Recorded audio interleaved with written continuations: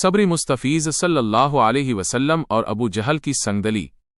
نبی کریم صلی اللہ علیہ وسلم کے بچپن کے دن تھے، ہوا میں اڑتی دھول گلیوں کو بھر رہی تھی اور آپ صلی اللہ علیہ وسلم بھوک سے نڈھال قدموں کے ساتھ چل رہے تھے۔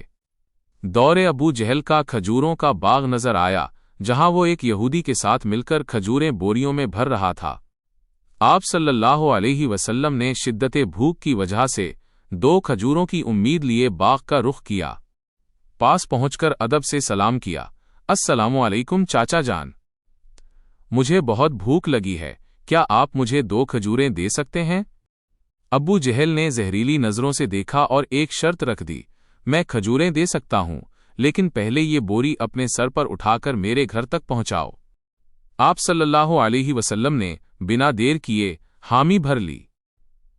وہ یہودی حیران ہوا کہ اتنی چھوٹی عمر میں یہ بوجھ کیسے اٹھائیں گے، مگر آپ صلی اللہ علیہ وسلم نے مسکرا کر فرمایا، ہاں میں اٹھا لوں گا۔ دھول سے آٹے بدن اور تھکے ہوئے جسم کے ساتھ بوری سر پر رکھی اور چل پڑے۔ چھوٹے چھوٹے قدم تھے، جسم تھکا ہوا تھا، مگر چہرے پر ایک عجیب روحانی سکون تھا۔ جب بوری منزل پر پہنچا دی تو آپ صلی اللہ علیہ وسلم نے نرمی سے اپنی اجرت مانگی، چاچا جان اب مجھے کھجور دے دیجیے۔ ابو جہل نے صرف ایک کھجور دی تو آپ صلی اللہ علیہ وسلم نے معصومیت سے دوسری کھجور کی گزارش کی۔ یہ سنتے ہی ظالم ابو جہل کے اندر کی آگ بھڑک اٹھی اور اس نے ایک زوردار تھپڑ آپ صلی اللہ علیہ وسلم کے معصوم چہرے پر دے مارا۔ منظر بدل گیا، جیسے سورج گہنا گیا ہو، ہوا تھم گئی ہو اور پہاڑ بھی رو پڑے ہوں۔ ابو جہل ہنستا ہوا گھر چلا گیا، مگر جب بوری کھولی تو چیخ نکل گئی۔ بوری کی تمام کھجوریں چھوٹے چھوٹے پتھروں میں بدل چکی تھیں۔ وہ یہودی یہ دیکھ کر دنگ رہ گیا اور بھاگا بھاگا اپنے سردار کو خبر دینے گیا۔ ادھر ابو جہل باہر نکلا اور تانا دیا، اے محمد، تو بڑا جادوگر نکلا، میری کھجوریں پتھر بنا دیں۔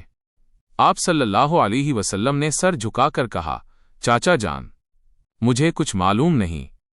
غصے میں اندھے ابو جہل نے ایک اور تھپڑ مارا، جس کی آواز جیسے آسمان کو چیر گئی۔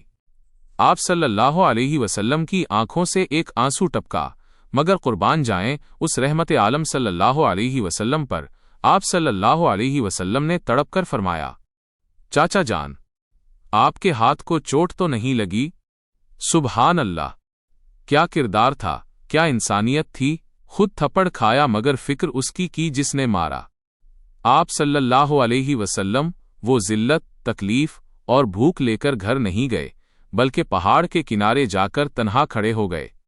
وہ کائنات جس کے لیے بنائی گئی، وہ عظیم نبی صلی اللہ علیہ وسلم آج بھوکا تھا اور ستایا جا رہا تھا، مگر زبان پر پھر بھی شکوہ نہ تھا۔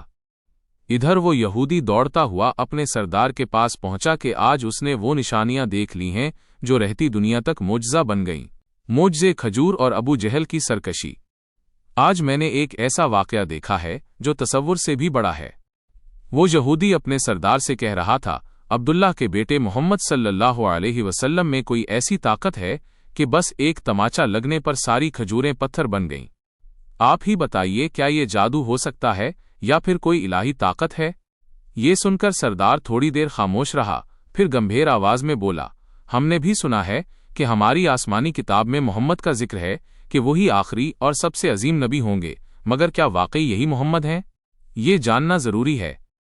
ہمیں اپنے مذہبی پیشوا سے رجوع کرنا ہوگا۔ اگر یہ بات سچ نکلی تو ہم اسے زندہ نہیں چھوڑیں گے، بلکہ اسے اس دنیا سے ہی ختم کر دیں گے۔ تم لوگ جاؤ اور یہ خبر ہمارے پیشوا تک پہنچاؤ۔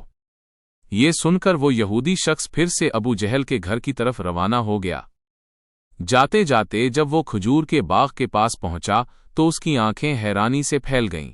پورے باغ میں ایک بھی کھجور نہیں تھی، ہر درخت پر صرف پتھر ہی پتھر تھے۔ یہ کیسے ہو گیا؟ وہ ایک پل بھی وہاں نہ رکا اور تیزی سے ابو جہل کے گھر کی اور دوڑ پڑا۔ گھر پہنچتے ہی اس نے کہا، بھائی آپ کے باغ کی ساری کھجوریں پتھر بن چکی ہیں، اگر اب اسے نہ سنبھالا گیا تو بہت بڑا نقصان ہو جائے گا۔ اس کا ایک ہی حل ہے، محمد صلی اللہ علیہ وسلم سے معافی مانگو۔ مگر ابو جہل معافی مانگنے والوں میں سے نہیں تھا، وہ ظالم اور چالاک تھا۔ اس نے بظاہر نرمی سے کہا، ٹھیک ہے، چلو محمد کے گھر چل کر دیکھتے ہیں۔ پھر وہ نبی محمد صلی اللہ علیہ وسلم کے گھر کی طرف چل پڑا۔ اس وقت نبی اپنے چاچا ابو طالب کے ساتھ رہتے تھے۔ جب ابو جہل گھر پہنچا تو ابو طالب اکیلے تھے۔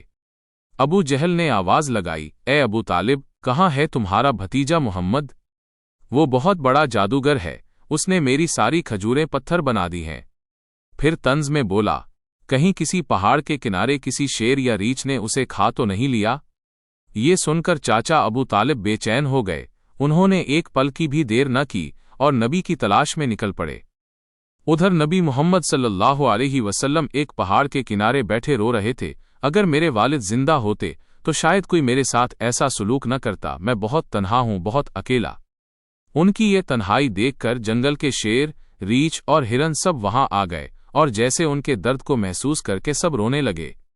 شیر کی آنکھیں بھی بھیگ گئیں، وہ کہنے لگے، یا رسول اللہ رحمت للعالمین، یہ تماچا جیسے ہمیں لگا ہے، آپ اب نہ روئیے، یہ آنسو ہم برداشت نہیں کر پا رہے۔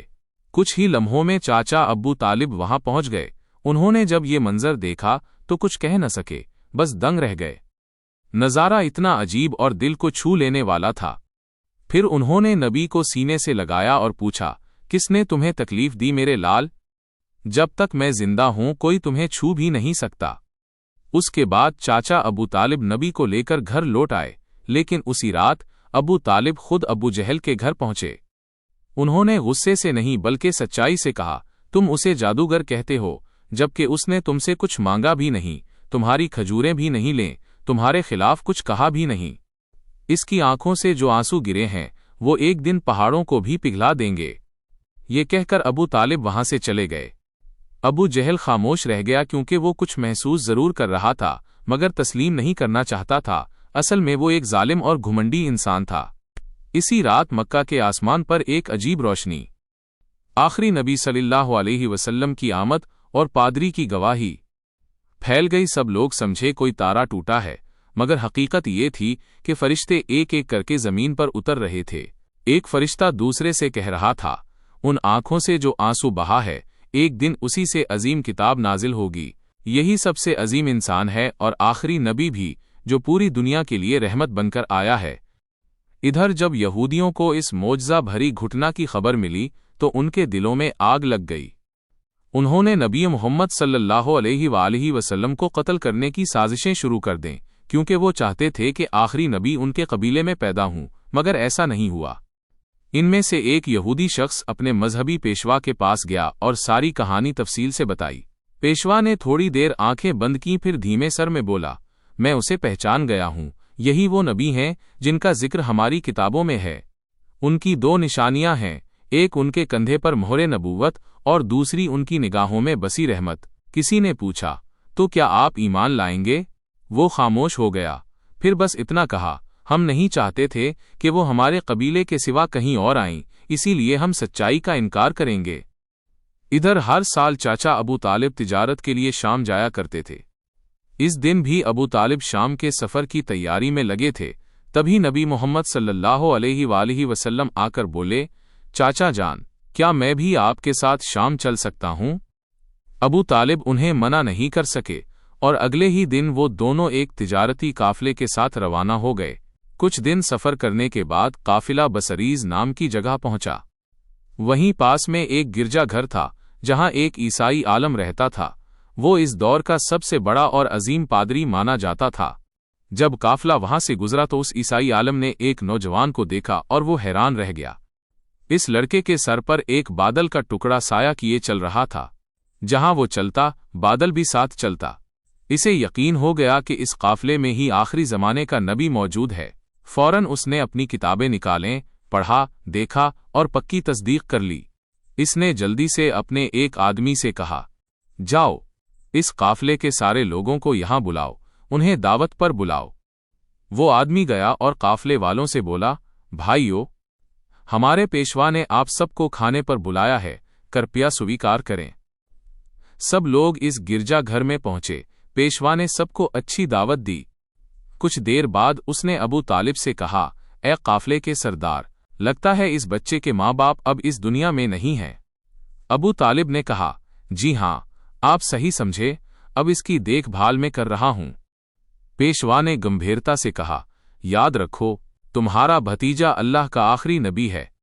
इसकी पीठ पर मोहर नबूवत है, उसकी आंखों में रहमत है, उसे कभी अकेला मत छोड़ना।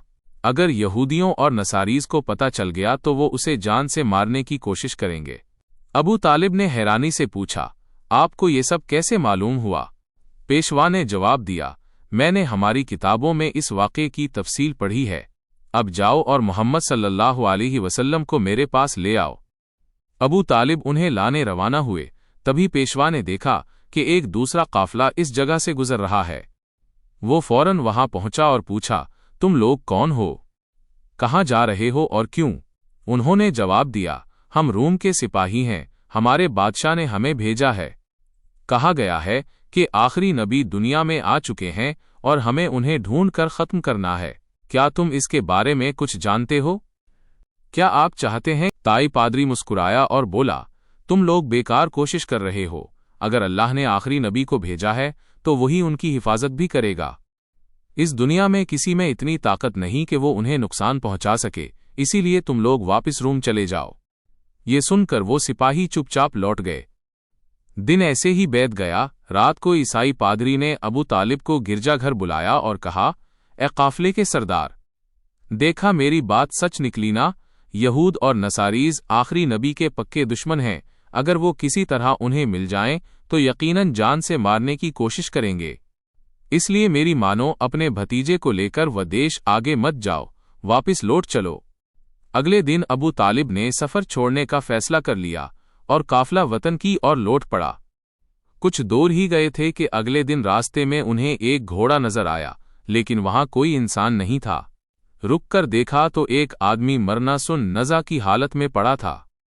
असल में वो एक यहूदी था, कभी नबी को मारने आया था, लेकिन आज वही नबी अपने हाथों से उसे पानी पिलाकर उसकी जान बचा रहे थे। फिर उसे साथ लेकर काफिला आगे बढ़ा। चलते चलते वो एक समंदर के किनारे पहुंचे जहां मछुआरों की एक बस्ती थी।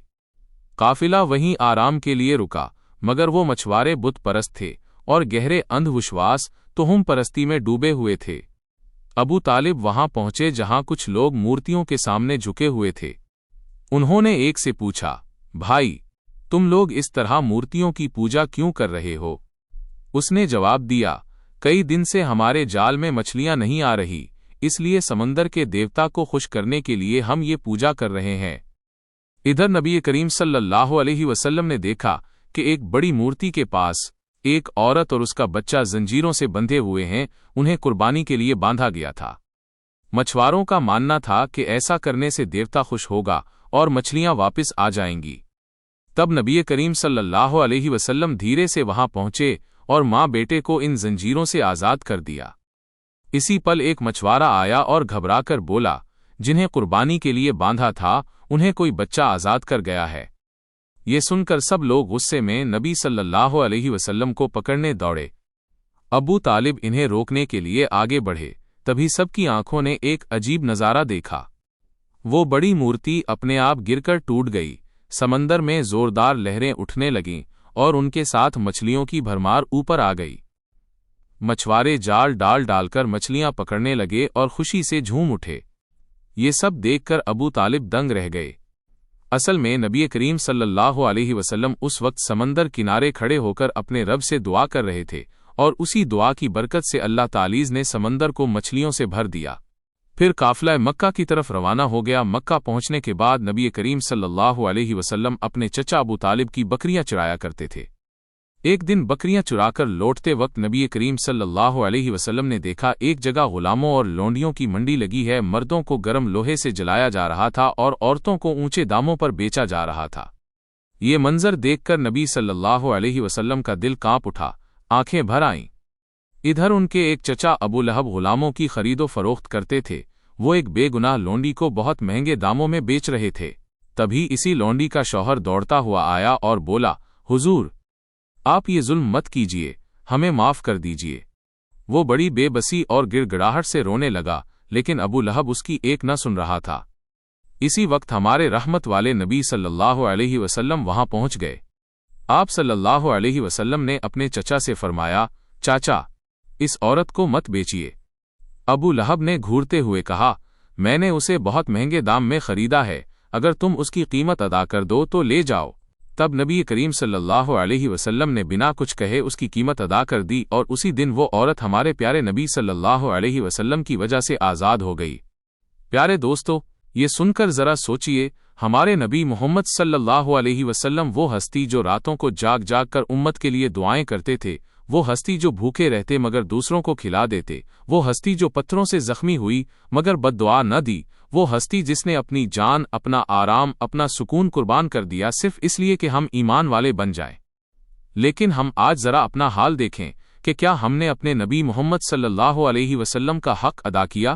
کیا ہم نے ان کی سنت کو اپنی زندگی میں اپنایا، یا ہم نے دنیا کی محبت میں ان کے احکام بھلا دیے؟ پیارے دوستو، آج وعدہ کرو کہ ہم اپنے نبی محمد صلی اللہ علیہ وسلم کی عزت کریں گے، ان کے دین کو مضبوطی سے پکڑیں گے، اور اپنی زندگی میں ہر ممکن کوشش کریں گے کہ ان کی تعلیمات پر عمل کریں، اور اس ویڈیو کو دوسرے لوگوں تک ضرور شیئر کریں تاکہ وہ بھی ہمارے پیارے نبی محمد صلی اللہ علیہ وسلم کی قربانیوں کو جان سکیں۔ پیارے دوستو، اگر آپ کو میری ویڈیو پسند آئی ہو تو میری ویڈیو کو لائک کریں اور میرے چینل کو سبسکرائب کریں۔ ملتے ہیں اگلی ویڈیو میں۔